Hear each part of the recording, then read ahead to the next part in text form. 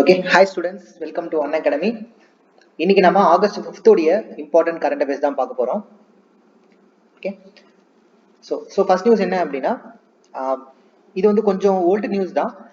August 1 அன்னைக்கு பார்த்தீங்கன்னா Balaganga திலகனுடைய 100th death anniversary வந்து அப்சர்வ் பண்ணாங்க.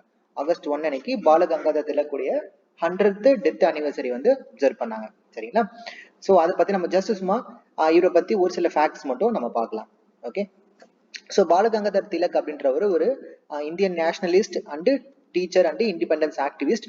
இவருக்கு லோக்மானியா அப்படின்னு சொல்லி ஒரு டைட்டில் இருக்கு. லோக்மானியா திலக் அப்படின்னு இவர் சொல்லுவாங்க. சரியா? இவர் வந்து ஒரு எஜுகேஷனலிஸ்டா என்னென்ன பண்ணியிருக்காரு அப்படின்னா, he founded the Deccan Education Society in 1884. சரியா? 1884ல டெக்கான் எஜுகேஷன் சொசைட்டி அப்படின்றத ஆரம்பிக்கிறாரு. இந்த சொசைட்டி வந்து பின்னாடி ஃபெர்குசன் காலேஜ் அப்படின்னு சொல்லிட்டு ஒரு காலேஜ் வந்து 1885ல அமைக்கிறாங்க. சரிங்களா? இந்த டெக்கான் எஜுகேஷன் சொசைட்டி எது ஸ்டார்ட் பண்றாரு ஆஸ் எ எஜுகேஷனிஸ்டா. அடுத்து இந்தியன் நேஷனல் காங்கிரஸ்ல அவருடைய பங்கு என்னவா இருந்துச்சுன்னா, 1890ல அவர் இந்தியன் நேஷனல் காங்கிரஸ்ல ஜாயின் பண்ணிக்கிறாரு. இந்தியன் நேஷனல் காங்கிரஸ்ல வந்துட்டு மாடரேட்ஸ் எக்ஸ்ட்ரீமிஸ்ட் அப்படின்னு சொல்லிட்டு ரெண்டா பிரிவாங்க. அதுல இவர் வந்து மாடரேட்ஸ்க்கு ஆப்போசிட், அதாவது எக்ஸ்ட்ரீமிஸ்ட்ல வந்து இவர் இருப்பாரு. எக்ஸ்ட்ரீமிஸ்டோடைய பக்கம் இவர் வந்து இருப்பாரு. He along with Lala Lajpat Rai and Bipin Chandra Pal, அதாவது நம்மளுடைய லோகமானியா திலக்கும் லாலா லஜ்பத் ராய் அண்ட் பிபின் சந்திரபால் இவங்க 3 பேரையும் சேர்த்து என்ன சொல்லுவாங்கன்னா லால் பால் பால் ட்ரியோ அப்படின்னு சொல்லி சொல்லுவாங்க. லால் அப்படிங்கும் போது லாலா லஜ்பத் ராய், பால் அப்படின்னா பாலகங்காதர் திலக், பால் அப்படின்னா பிபின் சந்திர பால். இவங்க 3 பேருமே வந்து எக்ஸ்ட்ரீமிஸ்ட். இவங்களை வந்து லால் பால் பால் ட்ரையோ ஆஃப் த எக்ஸ்ட்ரீமிஸ்ட் அப்படின்னு சொல்லி சொல்லுவாங்க. சரிங்களா? இது இவர் பண்ணாரு. அப்புறம் ஹோம் ரூல் லீக்ல இவர் என்ன ரோல் பண்ணிருப்பாரு அப்படின்னா, அன்னி பெசன்ட் வந்துட்டு சென்னையில இங்க வந்து ஹோம் ரூல் லீக் வந்து ஸ்டார்ட் பண்ணுவாங்க. ஓகேங்களா? இவருடைய திலக்கும் என்ன பண்ணுவாரு, ஒரு ஹோம் ரூல் லீக் ஸ்டார்ட் பண்ணுவாரு. இவருடைய ஹோம் ரூல் லீக் வந்துட்டு Maharashtra, central provinces, Karnataka and Bihar region, இந்த ரீஜனை மட்டும் ஃபோக்கஸ் பண்ணியிருக்கோம். அன்னி பெசன்ட்டுடைய அந்த ஹோம் ரூல் லீக் அப்படின்றது ரெஸ்ட் ஆஃப் த இந்தியா ஃபுல்லுத்தையும் அவங்க பார்த்துக்குவாங்க. சரிங்களா? ஸோ இவருடைய ஹோம் ரூல் லீக் வந்து Maharashtra, central provinces, Karnataka and Bihar regions மட்டும் கான்சன்ட்ரேட் பண்ணும். அன்னி பெசன்ட்டுடைய ஹோம் ரூல் லீக் அப்படின்றது ரெஸ்ட் ஆஃப் த இந்தியா வந்து ஆக்டிவா இருந்திருக்கும். சரியா? அடுத்தது இவருடைய நியூஸ் பேப்பர்ஸ் அப்படின்னு பாத்தீங்கன்னா கேசரி அண்ட் மராட்டான்னு சொல்லி 2 நியூஸ் பேப்பர் எழுதியிருப்பாரு.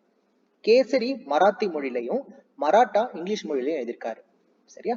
கேசரி மராட்டா மொழியில, மராட்டா அப்படின்றது சரி, கேசரி வந்து மராத்தி மொழியில, மராட்டான்றது இங்கிலீஷ் மொழியில எழுதியிருக்காரு.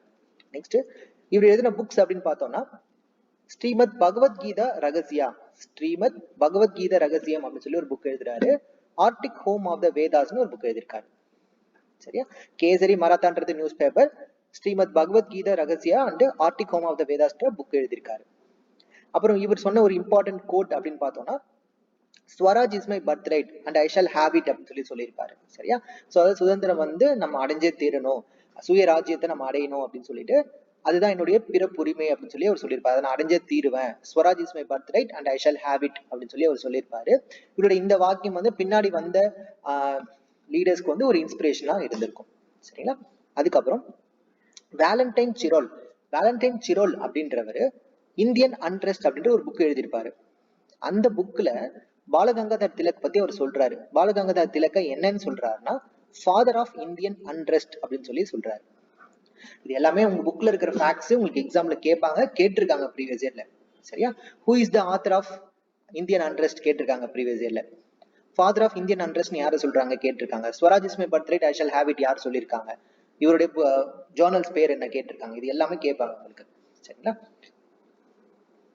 பாத்துக்கோங்க. இந்தியன் அன்ரெஸ்ட் புக் எழுதினவர் வேலண்டைன் சிரால், இவர் வந்து ஒரு இங்கிலீஷ் ஜேர்னலிஸ்ட். வேலண்டைன் சிரால் அப்படின்றவர் இவர் வந்துட்டு திலக் என்னன்னு சொல்றாரு, ஃபாதர் ஆஃப் இந்தியன் அன்ரெஸ்ட்னு சொல்றாரு. ஓகேங்களா? ஸோ ஒன்ஸ் அகைன் பார்ப்போம். நமக்கு இம்பார்ட்டன்ட் பாயிண்ட்ஸ் இல்லை என்ன, பாலகங்காதர் திலக்குடைய 100th டெத் அனிவர்சரி இப்போ அப்சர்வ் பண்ணாங்க ஆகஸ்ட் 1 அன்னைக்கு. இவரை நம்ம லோகமானியா அப்படின்னு சொல்றோம். இவர் டெக்கான் எஜுகேஷன் சொசைட்டி அப்படின்றத 1884ல ஃபார்ம் பண்றாரு. இந்த சொசைட்டி ஃபெர்குசன் காலேஜ்ன்றதை 1885ல ஃபார்ம் பண்றாங்க. இவர் இந்தியன் நேஷனல் காங்கிரஸ்ல 1890ல வந்து ஜாயின் பண்றாரு. He along with Lala Lajpat Rai and Bipin Chandra Pal, இவங்க 3 பேரையும் லால் பால் பால் ட்ரையோ அப்படின்னு சொல்றோம். ஓகேங்களா? இவருடைய ஹோம் ரூல் லீக் வந்துட்டு Maharashtra, central provinces, Karnataka and Bihar ரீஜன்ல கான்சென்ட்ரேட் பண்ணுது. அன்னி பெசன்ட்டுடைய home rule league rest of the இந்தியால கான்சென்ட்ரேட் பண்றாங்க. இவருடைய news papers Kesari and Maratha. இவருடைய புக்ஸ் வந்து Shrimad Bhagavad Gita Rahasya and Arctic home of the Vedas. இவருடைய கோட் அப்படின்னா Swaraj is my birth right, I shall have it. Indian unrest அப்படின்ற புக்ல வேலண்டைன் சிரால் இவரை பத்தி சொல்லியிருக்காரு, ஃபாதர் ஆஃப் இந்தியன் அண்ட்ரஸ்ன்னு சொல்லியிருக்காரு. ஓகேங்களா. ஸோ நெக்ஸ்ட் பாருங்க. So draft defence production and export promotion policy, இது நம்ம வந்து நேற்றுக்கே பார்த்துருப்போம், தமிழ் நியூஸ் பேப்பர் ஆர்டிக்கல்ல பார்த்துருப்போம். அதே விஷயம் தான் இங்க திரும்ப பார்க்க போறோம். பிளஸ் 1 or 2 திங்ஸ் எக்ஸ்ட்ரா இருக்கும், அது மட்டும் நம்ம பார்க்கலாம். ஓகேங்களா. Draft defence production and export promotion policy, இந்த பாலிசி நம்ம நேற்று பார்த்தோம் இல்லையா. ராணுவ தளவாடங்கள் உற்பத்தியில வந்து அடுத்த 5 வருஷத்துல 1.75 lakh crores வந்துட்டு ப்ராஃபிட் கொண்டு வரணும்னு சொல்லி டார்கெட் ஃபிக்ஸ் பண்ணிருக்காங்கன்னு பார்த்தோம். சரிங்களா. ஸோ நேற்று பார்க்காதவங்க அது போய் பாருங்க. ஓகேங்களா. ஸோ அதுதான் இது, அதை வந்து இப்போ இங்கிலீஷ்ல பாக்குறோம், அவ்வளவுதான். சரிங்களா. ஸோ இது வேணாம், நம்ம நேற்று பார்த்த விஷயங்கள் தான், அது விட்டுடலாம். அப்படியே வந்தீங்கன்னா okay, EWIN reaches 32 states and union territories to be rolled out soon in remaining areas. Okay, so EWIN அப்படின்னா என்ன அப்படின்னு கேட்டீங்கன்னா electronic vaccine intelligence network. EWIN அப்படின்னா எலக்ட்ரானிக் வேக்சின் இன்டெலிஜென்ஸ் நெட்வொர்க். சரியா. இந்த எலக்ட்ரானிக் வேக்சின் இன்டெலிஜென்ஸ் நெட்வொர்க் அப்படின்றத launch பண்ணி ministry of health வந்து லான்ச் பண்ணிருக்காங்க. இப்போதைக்கு 32 மொத்தமா 32 ஸ்டேட்ஸ் அண்ட் யூனியன் டெரிட்டரிஸ்ல அதை லான்ச் பண்ணிருக்காங்க. ஸ்டேட்ஸ் அண்ட் யூனியன் டெரிட்டரிஸ் சேர்த்து டோட்டலா 32 இடத்துல இப்போதைக்கு அதை லான்ச் பண்ணிருக்காங்க. ரிமைனிங் ஏரியாஸ்ல சீக்கிரமா லான்ச் பண்ணிடுவோம் அப்படின்னு சொல்லியிருக்காங்க. இந்த EWINன்றது எதுக்காக அப்படின்னா, இப்ப நாளைக்கு வந்து கோவிட்-19க்கான கோவிட்-19 இல்ல, நார்மலா எந்த ஒரு ட்ரீட்மெண்ட்னாலும் அதுக்கான வேக்சின்ஸ் இருக்கு இல்லையா. அந்த வேக்சின் வந்துட்டு எவ்வளவு ஸ்டாக் இருக்கு, சரியா, எவ்வளவு ஸ்டாக் இருக்கு, எவ்வளவு வேக்சின் இப்ப போயிட்டு இருக்கு, அதோடைய ஸ்டோரேஜ் டெம்பரேச்சர் எவ்வளவு இருக்கு, இப்படின்ற மாதிரியான எல்லா விஷயமும் அந்த வெப்சைட்ல மெயின்டைன் ஆகிட்டே இருக்கும், அப்டேட் ஆகிட்டே இருக்கும். சரியா. To provide real time information on the vaccine stock and flows and storage temperature across all cold chain points இந்த கண்ட்ரி. இது மூலமா என்ன பண்ணலாம், சென்ட்ரலா நீங்க ஒரு இடத்துல உட்காந்துக்கிட்டு நம்ம இந்தியா ஃபுல்லா ஒவ்வொரு இடத்துலயும் எவ்வளவு வேக்சின்ஸ் வந்து ரிமைனிங் இருக்கு, ஸ்டாக் எவ்வளவு இருக்கு, எவ்வளவு வேகமா அது ரன் ஆயிட்டு இருக்கு, எவ்வளவு ஸ்டோரேஜ் டெம்பரேச்சர்ல அது இருக்கு, ப்ராப்பரா இருக்கான்னு சொல்லி எல்லாத்தையும் நீங்க மெயின்டைன் பார்த்துக்கலாம். சரியா. அதுதான் எலக்ட்ரானிக் வேக்சின் இன்டெலிஜென்ஸ் நெட்வொர்க். சரியா. ஃபைன். நெக்ஸ்ட், இது வந்து எதுக்கு கீழே வருதுன்னா, it is implemented under the national health mission. இது நேஷனல் ஹெல்த் மிஷனுக்கு கீழே இது வருது. It was implemented by ministry of health and family welfare. National health mission அப்படின்றது 2013ல it was launched by the government of India. ஓகேங்களா. அதுக்கு முன்னாடி நேஷனல் ரூரல் ஹெல்த் மிஷன் தனியாகவும் நேஷனல் அர்பன் ஹெல்த் மிஷன் தனியாகவும் இருந்திருக்கும். அது ரெண்டுத்தையும் சேர்த்து 2013ல நேஷனல் ஹெல்த் மிஷன் சொல்லி கொண்டு வந்திருப்பாங்க. அதுக்கு கீழே தான் இந்த EWIN எல்லாம் வருது. அடுத்தது, national green tribunal stays felling of coconut trees on the Agatti island. Okay. So இந்த மேப்ல பாருங்க, இது எல்லாமே லட்சதீப் ஐலாண்ட். சரியா. ஸோ இங்க கேரளா இருக்கு, இந்த சைட் பாருங்க கேரளா இருக்கு, இங்க தமிழ்நாடு இருக்கு, ஸ்ரீலங்கா இருக்கு. ஓகே. ஸோ இந்த லட்சதீப் ஐலாண்ட்ஸ்ல ஒரு ஐலாண்ட் தான் அகாத்தி அப்படின்னு சொல்லி ஒரு ஐலாண்டு. அந்த ஐலாண்ட்ல வந்து கோகனட் ட்ரீஸ் எல்லாம் வந்துட்டு வெட்டிட்டு இருக்காங்க. சரியா. அந்த கோகனட் ட்ரீஸை வந்து வெட்டக்கூடாது அப்படின்னு சொல்லிட்டு அதுக்கு வந்து ஸ்டே கொடுத்திருக்காங்க. யார் கொடுத்திருக்காங்கன்னா, நேஷனல் கிரீன் ட்ரிபியூனல் கொடுத்திருக்காங்க. It granted an interim stay on the felling of coconut trees on the Agatti island in the Lakshadweep.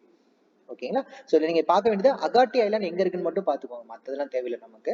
Agatti island எங்க இருக்கு, லட்சதீப்ல இருக்கு. சரிங்களா. இது எங்க இருக்குன்னா கவாரட்டிக்கு பக்கத்துல இருக்கு. கவாரட்டி அப்படின்றது லட்சதீப்புடைய கேபிட்டல், அதுக்கு கொஞ்சம் பக்கத்துல இருக்கு. சரிங்களா. நேஷனல் கிரீன் ட்ரிபியூனலை பத்தி சொல்லணும் அப்படின்னா, நேஷனல் கிரீன் ட்ரிபியூனல் அப்படின்றது ஒரு ஸ்டாச்சுவேட்டரி பாடி.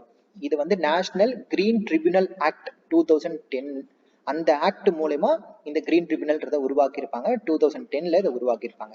எதுக்காகனா, என்விரான்மெண்ட் ரிலேட்டடான கேசஸ் எல்லாம் வந்து சீக்கிரமா விசாரிச்சு அதை தீர்ப்பு வழங்குறதுக்காக ஒரு பாடி இது, நேஷனல் கிரீன் ட்ரிபியூனல். நெக்ஸ்ட், இப்ப பாத்தீங்கன்னா விசாகப்பட்டினம் கேஸ் லீக், அப்புறம் அசாம்ல அந்த மாதிரி கேஸ் லீக், இந்த மாதிரி விஷயங்கள் என்விரான்மெண்ட்க்கு எதிரான ப்ராப்ளம்ஸ் எல்லாத்தையும் இவங்க டக்குன்னு வந்து கேட்பாங்க, விசாரிச்சு அதுக்கு தீர்ப்பு வழங்குவாங்க. அடுத்த நியூஸ் என்னன்னா, கரம்வீர் சக்ரா அவார்டு. கரம்வீர் சக்ரா அவார்டு அப்படின்றது யாரு கொடுக்குறாங்கன்னா, யுனைடெட் நேஷன்ஸ் வந்து கொடுக்குறாங்க. யுனைடெட் நேஷன்ஸும் international confederation of NGO, international confederation of NGO, இந்த அமைப்பும் யுனைடெட் நேஷன்ஸ் அமைப்பும் சேர்ந்து இந்த கரம்வீர் சக்ரா அப்படின்னு சொல்லி ஒரு அவார்டு தராங்க. சரிங்களா? இந்த அவார்டை வந்துட்டு எதுக்காக தராங்க அப்படின்னா, it is presented as a tribute to Dr. APJ Abdul Kalam, the 11th president of India. சரிங்களா? டாக்டர் ஏபிஜே அப்துல் கலாமுக்கான ஒரு ட்ரிபியூட் மாதிரி இவருடைய சொல்றது வருஷம் வருஷம் அவருடைய நினைவாக இந்த அவார்டு வந்து கொடுக்குறாங்க. கரம்வீர் சக்ரா அப்படின்ற ஒரு அவார்டு யார் கொடுக்குறாங்க? யுனைடெட் நேஷன்ஸும் இன்டர்நேஷனல் கான்ஃபெடரேஷன் ஆஃப் என்ஜிஓவும் தராங்க. சரி, அப்ப இந்த வருஷம் யாரு கொடுத்திருக்காங்க அப்படின்னு பார்த்தோம்னா சுனில் யாதவ் எஸ்எஸ், சுனில் யாதவ் எஸ்எஸ் அப்படின்றவருக்கு கொடுத்திருக்காங்க. இவர் அப்படி என்ன பண்ணாருன்னா எஸ்எஸ் மோட்டிவேஷன் அப்படின்னு சொல்லிட்டு ஒரு டெலிகிராம் சேனல் வந்து ஓபன் பண்றாரு. அந்த டெலிகிராம் சேனல் வந்து 2019ல அதிகம் பேர் பார்த்த டெலிகிராம் சேனல்னா அதுதான் அப்படின்னு சொல்லிட்டு ரெக்கார்டு வந்து படைச்சிருக்காரு. இது மூலியமா அவர் மோட்டிவேஷன் கொடுக்கறது மூலியமா இந்த சமுதாயத்துக்கு நிறைய நல்லது செஞ்சிருக்காரு அப்படின்னு சொல்லிட்டு, ஓகேங்களா? ஸோ சமுதாயத்துக்கு நிறைய கான்ட்ரிபியூஷன் பண்ணியிருக்காருன்னு சொல்லிட்டு அவருக்கு இந்த கரம்வீர் சக்ரா கொடுத்திருக்காங்க. பாருங்களேன் எப்படிலாம் ஃபேமஸ் ஆகிறாங்க அப்படின்னு பாருங்க. ஸோ நினைச்சா எதுனால யாராலையும் பண்ண முடியும் அப்படின்றதுக்கு ஒரு எக்ஸாம்பிள். இவர் வந்து பாத்தீங்கன்னா இந்தியா புக் ஆஃப் ரெக்கார்ட்ஸ்ல மோஸ்ட் பாப்புலர் மோட்டிவேஷன் சேனல் அப்படின்னு சொல்லிட்டு இவரோட புக்கை வந்து இன்க்ளூட் பண்ணியிருக்காங்க, இவரோட ரெக்கார்டை. அதுக்கப்புறம் இவர் வந்து ஒரு புக் எழுதியிருக்காரு. அந்த புக்கு பேரு சீக்ரெட் பிகைன் சக்சஸ் அப்படின்ட்டு. சரியா? இவருக்கு வயசு எவ்வளவுன்னு பாத்தீங்கன்னா வெறும் 23 வயசு தான். 23 வயசுல என்ன பண்றாரு? ஒரு டெலிகிராம் சேனல் ஆரம்பிச்சு அதுல வந்து எல்லாரையும் மோட்டிவேட் பண்ணிட்டு இருக்காரு. இந்தியா புக் ஆஃப் ரெக்கார்ட்ஸ்ல சேர்ந்திருக்காரு. கரம்வீர் சக்ரா அவார்ட் வின் பண்ணிருக்காரு. சீக்ரெட் பிகைன் சக்சஸ் புக் எழுதியிருக்காரு. அடுத்த நியூஸ் என்னன்னா, health assistant robot Rakshak designed by Mumbai division of central railway. Central ரயில்வேனுடைய மும்பை டிவிஷன், சரியா? மும்பை சென்ட்ரல் ரயில்வே என்ன பண்ணிருக்காங்கன்னா ரக்ஷக் அப்படின்னு சொல்லிட்டு ஒரு ரோபோ ஒன்று டிசைன் பண்ணிருக்காங்க. இதெல்லாம் என்ன பண்ணும் அப்படின்னு கேட்டீங்கன்னா, இப்போ நம்ம வந்து பேஷண்ட்ஸ் இருக்காங்கன்னு வச்சுக்கோங்க, அவங்களுக்கு கொண்டு போய் ட்ரக்ஸ் கொடுக்கறது, அப்புறம் வந்து அவங்களுக்கு தேவையான மெடிசின்ஸ் எல்லாம் கொண்டு போய் கொடுக்கறது, வாட்டர் கொடுக்கறது, ஃபுட்டு கொடுக்கறது, இந்த மாதிரி விஷயங்களை இந்த ரோபோ போய் பண்ணிட்டு வரும். சரியா? ஸோ மோஸ்ட்லி இந்த டெலிவரி வெஹிக்கிள் மாதிரி தான் அதை யூஸ் பண்ணிப்பாங்க. வேற இந்த ரோபோ என்ன பண்ணுதுன்னா அந்த பேஷண்ட்டுடைய டெம்பரேச்சர் எவ்வளோன்றதை மானிட்டர் பண்ணி பார்க்குது. டெம்பரேச்சர் எவ்வளோன்னு பார்க்குது. அதுக்கப்புறம் பல்ஸ் எவ்வளவு இருக்கு, ஆக்சிஜன் பர்சன்டேஜ் எவ்வளவு இருக்குன்றதெல்லாம் அது மானிட்டர் பண்ணிக்கிட்டே இருக்கு. ஏதாச்சும் அதுல சேஞ்சஸ் இருக்கும்போது டாக்டர் கிட்ட இன்ஃபார்ம் பண்ணுது. சரியா? பிளஸ் இதுல வந்து வீடியோ காலிங் ஃபெசிலிட்டி இருக்கு. அது மூலமா டாக்டர் வந்து பேஷண்ட்ஸ் கிட்ட பேசிக்க முடியும் வீடியோ காலிங்ல. ஓகேங்களா? சோ இதெல்லாம் நமக்கு தேவையில்லை. அந்த ரோபோ பேர் என்ன? ரக்ஷக். அதை டெவலப் பண்ணது Mumbai central railway. Okay students, அவ்வளவுதான். இன்னைக்கு கரண்ட் அஃபேர்ஸ் வந்து முடிஞ்சிருச்சு. ஓகேங்களா? ஸோ அன்அகாடமில வந்து பார்த்தீங்கன்னா ஸ்பெஷல் கிளாஸஸ்ல நான் 3 days ஒன்ஸ் வந்து ஸ்பெஷல் கிளாஸஸ் போடுவேன். அதில் வந்து பார்த்தீங்கன்னா நம்ம 3 days ஒன்ஸ் வந்துட்டு 3 days ஒன்ஸ் காலையில் 8 மணிக்கு கரண்ட் அஃபேர்ஸ் வந்து நம்ம அதில் பார்ப்போம். சரிங்களா?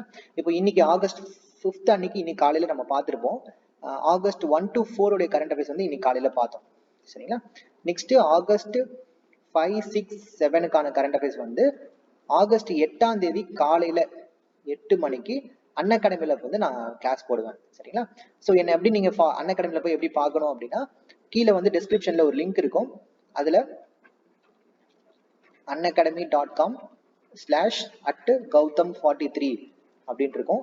அந்த ப்ரொஃபைல போயிட்டு நீங்க ஃபாலோ பண்ணிக்கோங்க. ஓகேங்களா? ஸோ ஃபாலோ பண்ணிட்டீங்க அப்படின்னா நான் கிளாஸஸ் போடும்போதெல்லாம் உங்களுக்கு நோட்டிபிகேஷன் வரும்.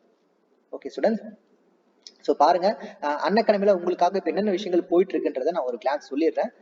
ஃபர்ஸ்ட் விஷயம் வந்து டெய்லி T20 அப்படின்றது. இந்த டெய்லி T20 அப்படின்றது எல்லாருக்கும் ஃப்ரீ. இது சரியா? இதுல என்ன நடக்கும் அப்படின்னா, டெய்லியும் காலையில உங்களுக்கு ஒரு 20 கொஸ்டின்ஸ் வந்து டெஸ்ட் வைப்பாங்க ஏதாச்சும் ஒரு சப்ஜெக்ட்ல. அந்த 20 கொஸ்டின்ஸை வந்து அன்அகாடமில நிறைய எஜுகேட்டர்ஸ் இருக்காங்க. அதுல ஏதாச்சும் ஒரு எஜுகேட்டர் என்ன பண்ணுவாங்கன்னா அந்த 20 கொஸ்டின்ஸையும் உங்களுக்கு டிஸ்கஸ் பண்ணுவாங்க, எக்ஸ்பிளைன் பண்ணுவாங்க. அதுல உங்களுக்கு ஏதாவது டவுட் இருந்தா நீங்க கேட்டுக்கலாம். இது கம்ப்ளீட்டா ஃப்ரீ எல்லாருக்கும். சரியா? ஸோ நீங்க நல்லா யோசிச்சு பாருங்க. ஒரு நாளைக்கு 20 கொஸ்டின்ஸ் நீங்க சால்வ் பண்றீங்க அப்படின்னா ஒரு மாசத்துக்கு கிட்டத்தட்ட 600 கொஸ்டின் சால்வ் பண்றீங்க இல்லையா? அப்படியே ஒரு 5 மாசம் போனீங்கன்னா 3000 கொஸ்டின்ஸ் கிட்ட நெக்ஸ்ட் ஒரு 5-6 மந்த்ஸ்ல நீங்க சால்வ் பண்ணலாம். ரொம்பவே ஒரு யூஸ்ஃபுல்லான ஒரு விஷயம் அது. சரிங்களா? அதை யூஸ் பண்ணிக்கோங்க. இதுவே அன்அகாடமி பிளஸ்ல இருக்கிற ஸ்டூடெண்ட்ஸ்க்காக வந்துட்டு சப்ஜெக்ட் வைஸ் டெஸ்ட் சீரிஸ்ன்றது போயிட்டு இருக்கு. இதுல டோட்டலா 16 டெஸ்ட் இருக்கும். எல்லா டெஸ்ட்டுமே 200 மார்க்ஸுக்கு இருக்கும். ஓகேங்களா? அந்த 200 கொஸ்டின்ஸ் இருக்கும். எல்லாமே 300 மார்க், 200 கொஸ்டின். அதுல 150 கொஸ்டின்ஸ் வந்து ஜெனரல் ஸ்டடிஸ் இருக்கும். 25 கொஸ்டின்ஸ் வந்து கரண்ட் அஃபேர்ஸ், 25 கொஸ்டின்ஸ் வந்து ஆப்டிடியூட் இருக்கும். இந்த எல்லா கொஸ்டின்ஸுமே தமிழ் அண்ட் இங்கிலீஷ்ல கொஸ்டின்ஸ் இருக்கும். தமிழ் அண்ட் இங்கிலீஷ்ல எக்ஸ்பிளனேஷன்ஸும் இருக்கும். ஓகேங்களா? நீங்க டெஸ்ட் முடிச்சுட்டு எக்ஸ்பிளனேஷன்ஸும் அதுல செக் பண்ணிக்கலாம். அப்பயும் உங்களுக்கு டவுட் இருந்துச்சுன்னா டிஸ்கஷன் கிளாஸ் அப்படின்னு இருக்கும். டெஸ்ட் இப்போ டெஸ்ட் வந்து சண்டே நடக்கும். சண்டே முடிஞ்சு அடுத்து மண்டே அன்னைக்கு டிஸ்கஷன் கிளாஸ் இருக்கும். அதுல வந்து உங்க டவுட்லாம் நீங்க கேட்டுக்கலாம். சரிங்களா? இப்போ நீங்க குரூப் 1-2க்கு புதுசா படிக்க ஆரம்பிக்கிறவங்களுக்காக ஒரு புது பேட்ச் ஒன்று ஆரம்பிக்கிறோம். இந்த பேட்ச் வந்து பாத்தீங்கன்னா August 4th அன்னைக்கு நேத்து தான் ஆரம்பிச்சிச்சு. இல்ல சார் நான் நேத்து ஆரம்பிச்சிருச்சு, நான் இப்ப ஜாயின் பண்ணா பார்க்க முடியுமான்னு கேட்டா அப்படிலாம் இல்ல. நீங்க இப்ப ஜாயின் பண்ணீங்கன்னு வச்சுக்கோங்களேன், 1 வருஷத்துக்கு முன்னாடி எடுத்த கிளாஸ் கூட நீங்க பார்க்கலாம். சரியா? முன்னாடி எப்ப எடுத்த கிளாஸ் வேணாலும் நீங்க பார்க்க முடியும். என்னைக்கு ஜாயின் பண்ணாலும் நீங்க பாத்துக்கலாம். சரியா? அதே மாதிரி லைவா தான் பாக்கணும்னு கிடையாது. கிளாஸ் நீங்க லைவா பாத்துக்கலாம். மிஸ் பண்ணிட்டீங்கன்னா ரெக்கார்டட் கிளாஸும் எப்ப வேணாலும் நீங்க பாத்துக்கலாம். ஓகேங்களா? உங்களுக்கு வேற ஏதாவது சந்தேகங்கள் இருந்தா நீங்க எப்ப வேணாலும் கீழே கமெண்ட் பண்ணுங்க, நாங்க ரிப்ளை பண்றோம். ஓகேங்களா? ஃபைன். அப்புறம் வந்துட்டு ஸோ இந்த பேட்ச் கோர்ஸ் ஜாயின் பண்ணிக்கோங்க. இதுல வந்து உங்களுக்கு எல்லா சப்ஜெக்ட்டுமே ப்ரிலிம்ஸ்க்கான சப்ஜெக்ட்ஸ் வந்து ஃபுல் அண்ட் ஃபுல் கவர் பண்ணி கொடுத்துருவாங்க. ஓகேங்களா? அடுத்தது விதை அப்படின்னு சொல்லிட்டு ஒரு கோர்ஸ் இருக்கு. இது வந்து குரூப் 1க்காக போத் ப்ரிலிம்ஸ் அண்ட் மெயின்ஸ் வந்து இதுல கவர் பண்றோம். சரிங்களா? ஃபுல் அண்ட் ஃபுல் 10 மாசம் நடக்கும் இந்த கோர்ஸ். இதுல full and full prelims and mains ரெண்டுத்தையுமே சேர்த்து நாங்க கவர் பண்ணிடுவோம். ஓகேங்களா? ஸோ இப்போ நம்ம சொன்ன இந்த கோர்ஸ் அப்புறம் இந்த டெஸ்ட் சீரிஸ் இது எல்லாத்துக்கும் சேர்த்து ஃபீஸ் எவ்வளவு அப்படின்னு பாத்தீங்கன்னா, எல்லாத்துக்கும் சேர்த்து ஒரே ஃபீஸ் தான். 12 மாசத்துக்கு 7,000 ரூபாய் உங்களுக்கு ஃபீஸ். சரியா? இதுவே 24 மாசத்துக்கு 8,400 ரூபாய் தான் ஃபீஸ். ஒரு மாசத்துக்கும் கிடையாது, மொத்தமாவே 7,000 ரூபாய் தான் உங்களுக்கு ஃபீஸ். ஒரு வருஷத்துக்கு 7,000 ரூபாய் தான் ஃபீஸ். சரியா? இல்ல சார் இன்னும் கொஞ்சம் டிஸ்கவுண்ட் வேணும் அப்படின்னா நீங்க என்ன பண்ணணும் அப்படின்னா, இந்த இடத்துல ரெஃபரல் கோட் அப்படின்றது கேட்கும். அதுல போயிட்டு ஜிவி கரண்ட் அப்படின்ற ரெஃபரல் கோட் நீங்க போடும்போது 10% டிஸ்கவுண்ட் உங்களுக்கு கிடைக்கும். சரியா? 7,000 அப்படின்றது 6,300 ஆயிடும். 8,400 7,560 ஆயிடும் உங்களுக்கு. ஓகேங்களா? ஸோ இதுவே உங்ககிட்ட இஎம்ஐ இருந்துச்சுன்னு வச்சுக்கோங்களேன், அதாவது கிரெடிட் கார்டு உங்ககிட்ட இருந்துச்சு அப்படின்னா இஎம்ஐ ஆப்ஷன்ஸ் நீங்க யூஸ் பண்ணிக்கலாம். இல்ல HDFC பேங்க் உடைய டெபிட் கார்டு இருந்துச்சுனாலும் இஎம்ஐ யூஸ் பண்ணிக்கலாம். இல்ல பஜாஜ் ஃபின்சர்வ் கார்டு இருந்தா கூட இஎம்ஐ யூஸ் பண்ணிக்கலாம். இஎம்ஐல நீங்க பே பண்ணும்போது மந்த்லி அரௌண்ட் ஒரு 500 to 600 rupees தான் வரும். அழகா நீங்க மாசம் 500 ரூபாய் 600 ரூபாயிலே நீங்க வந்துட்டு ப்ரிலிம்ஸ், மெயின்ஸ், டெஸ்ட் சீரிஸ் எல்லாத்துமே நீங்க அட்டென்ட் பண்ணிக்கலாம். சரிங்களா? ஸோ ஆல்ரெடி நிறைய ஸ்டூடெண்ட்ஸ் வந்து படிச்சுட்டு இருக்காங்க.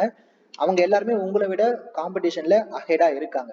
சரியா? அதனால வந்து நீங்களும் ஜாயின் பண்ணிக்கோங்க, படிங்க. இந்த லாக்டவுன் டைம்ல உங்களை வந்துட்டு கொஞ்சம் இந்த மாதிரி ஆக்டிவா வேற எங்கேயுமே வச்சிருக்க மாட்டாங்க. அன்அகாடமியோட தான் உங்களை ஆக்டிவா வச்சிருக்காங்க. ஸோ ஜாயின் பண்ணிக்கோங்க. ஓகே ஸ்டூடெண்ட்ஸ், நம்ம பார்ப்போம். இப்போ நான் வந்து அன்அகாடமி பிளஸ்ல என்ன கோர்சஸ் எடுத்துட்டு இருக்கேன் அப்படின்னா, குரூப் 2 அண்ட் குரூப் 4க்கான சயின்ஸ் கோர்ஸ் வந்து ஃபுல் அண்ட் ஃபுல் நான் எடுத்துட்டு இருக்கேன். சரியா? ஸோ பாக்குறவங்க இது பாருங்க, குரூப் 2 அண்ட் குரூப் 4க்கான சயின்ஸ். அதுக்கப்புறம் ஆப்டிடியூட் அண்ட் மென்டல் அபிலிட்டியில ப்ரீவியஸ் இயர் கொஸ்டின்ஸ் மட்டும், ஆப்டிடியூட் அண்ட் மென்டல் அபிலிட்டியில இருக்கக்கூடிய ப்ரீவியஸ் இயர் கொஸ்டின்ஸ் மட்டும், இது வரைக்கும் டிஎன்பிஎஸ்ல கேட்ட எல்லா ப்ரீவியஸ் இயர் கொஸ்டின்ஸும் இந்த கோர்ஸ்ல நம்ம பார்க்க போறோம். ஒரு கிளாஸ்க்கு ஒரு கொஸ்டின் பேப்பர் அப்படின்ற மாதிரி மொத்தம் 60 கிளாஸ் இருக்கும். 60 கிளாஸ்ல 60 கொஸ்டின் பேப்பர்ஸ் நம்ம பார்க்க போறோம். சரியா? இது நம்ம பார்த்துக்கிட்டு இருக்கோம் கரண்டா. இது நீங்க ஜாயின் பண்ணீங்கன்னா பார்க்கலாம். பிளஸ் யூனிட் 8 and 9க்கு ஒரு கோர்ஸ் இப்போ நான் பண்ணிட்டு இருக்கேன். யூனிட் 8 and 9 இதுல நம்ம என்ன கவர் பண்ண போறோம் அப்படின்னா, தமிழ்நாடு ரிலேட்டடா நம்ம ஸ்கூல் புக்ல கூட எல்லா கண்டென்ட். ஸோ அப்படின்னா என்னன்னு கேட்டீங்கன்னா, தமிழ்நாட்டுடைய ஹிஸ்டரி, தமிழ்நாட்டுடைய என்டையர் ஹிஸ்டரி நம்ம ஸ்கூல் புக்ஸ்ல என்னென்ன இருக்கோ எல்லாத்தையும் பார்த்துருவோம். தமிழ்நாட்டுடைய ஜியாகிரபி, தமிழ்நாட்டுடைய பாலிட்டி, தமிழ்நாட்டுடைய எக்கனாமி, இந்த மாதிரி தமிழ்நாடை பத்தி நம்ம ஸ்கூல் புக்ல கூட எல்லா விஷயமும் 6th இருந்து 12th வரைக்கும் ஒரு லைன் விடாம ஃபுல் அண்ட் ஃபுல் இதுல கவர் பண்ணிடுவோம். சரிங்களா? பிளஸ் வேற என்ன இதுல கவர் பண்ணுவோம் அப்படின்னா, எத்திக்ஸ் புக். சரிங்களா? 11th standard ethics book plus Thirukkural. Thirukkural again பாத்தீங்கன்னா 6th இருந்து 12th வரைக்கும் நம்ம ஸ்கூல் புக்ல இருக்கக்கூடிய new book and old book. அப்புறம் நம்ம ஸ்கூல் புக்லயே இப்போ எக்கனாமிக்ஸ்லயோ இல்லைன்னா மற்ற சப்ஜெக்ட் நீங்க எடுத்தீங்கன்னா அங்க நடுவில் கொஞ்சம் கொஞ்சம் திருக்குறள் எல்லாம் கொடுத்துருப்பாங்க. அது எல்லாத்தையுமே எடுத்து கம்பைல் பண்ணி திருக்குறள் கிளாஸஸ் நம்ம பார்ப்போம். சரிங்களா? ஸோ இது அப்புறம் வேற என்ன இதுல கவர் பண்றேன் அப்படின்னா, பாலிசி நோட்ஸ், தமிழ்நாடு கவர்மெண்ட்டுடைய பாலிசி நோட்ஸ், அப்புறம் தமிழ்நாட்டுடைய current affairs, TN current affairs, இந்த எல்லா விஷயங்களும் இந்த கோர்ஸ்ல வந்து நான் கவர் பண்ணிட்டு இருக்கேன். இப்போதைக்கு யூனிட் 8 வந்து போயிட்டு இருக்கு. சரியா? ஸோ அதை நீங்க ஜாயின் பண்ணிக்கோங்க. ஃபைன். எல்லா கிளாஸுமே எப்படி இருக்கும்னா, ஃபர்ஸ்ட் வந்து தியரி கிளாஸ் இருக்கும்.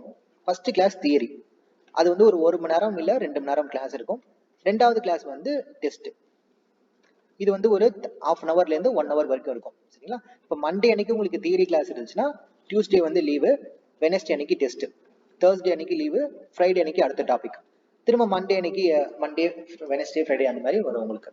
சரியா? ஸோ இந்த கோர்ஸ் ஷெட்யூல் எல்லாமே என்னோட ப்ரொஃபைல்ல போய் பாருங்க இருக்கும். ஓகே ஸ்டூடெண்ட்ஸ், நம்ம அன்அகாடமில மீட் பண்ணலாம். Thank you, by.